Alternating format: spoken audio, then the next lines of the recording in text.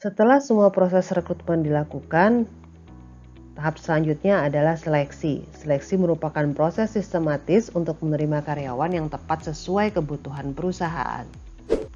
Alur seleksi biasanya diawali dengan pengumuman lowongan, rekrutmen, seleksi administrasi, ekspos perusahaan, tes seleksi, cek referensi dan background, penawaran, dan memasuki masa percobaan.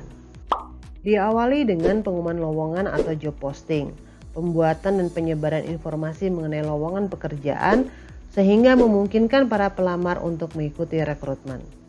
Isi dari pengumuman lowongan terdiri dari headline, narasi penjelasan, kebutuhan SDM, manfaat yang diperoleh bagi para pelamar apabila diterima sebagai karyawan, kemudian terakhir adalah undangan untuk mengikuti rekrutmen. Langkah kedua adalah rekrutmen. Proses ini dapat dilakukan secara tersentralisasi atau desentralisasi tergantung kepada besar kecilnya perusahaan.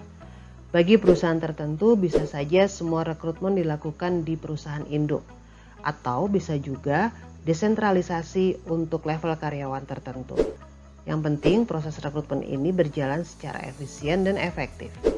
Langkah ketiga adalah seleksi administrasi. Seleksi ini merupakan proses pemilihan dan pemilahan berkas lamaran berdasarkan kualifikasi yang dibutuhkan sehingga pelamar yang masuk ke tahapan berikutnya memenuhi persyaratan administrasi. Bagi para pelamar yang telah lolos seleksi administrasi akan memasuki langkah keempat yaitu ekspos perusahaan. Pada sesi ini penyampaian profil perusahaan, gambaran pekerjaan maupun manfaat yang diterima apabila pelamar terseleksi untuk bergabung ke perusahaan disampaikan oleh tim dari wakil manajemen atau bisa juga disampaikan langsung oleh direksinya. Ekspos ini penting karena untuk meyakinkan para pelamar dan memastikan bahwa perusahaan yang dilamar merupakan pilihan yang tepat. Perusahaan pun memiliki keuntungan untuk memiliki sumber-sumber pelamar yang dapat diseleksi untuk bergabung ke perusahaannya. Langkah kelima adalah tes seleksi. Pelaksanaan sejumlah tes yang harus diikuti peserta.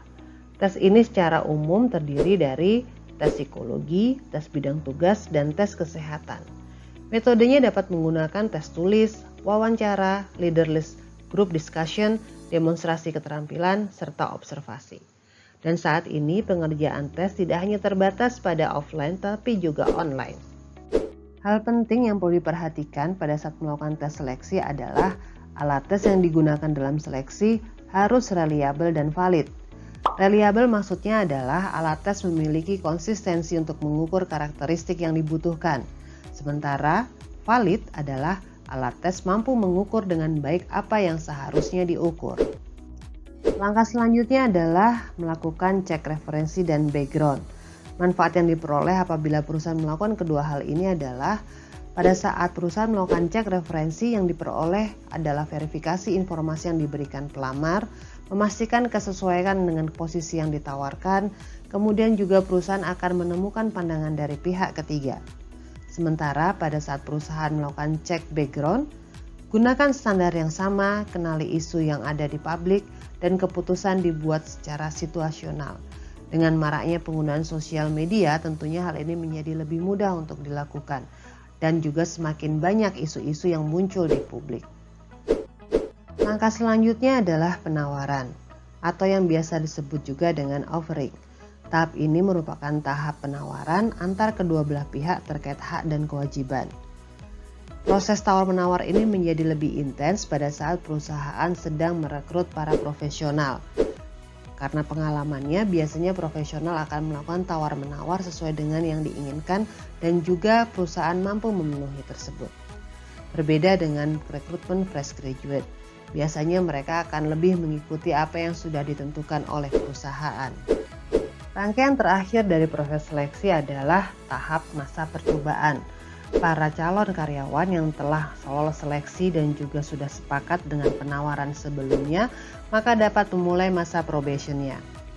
Masa probation ini digunakan untuk penjajakan baik dari perusahaan maupun dari karyawan itu sendiri.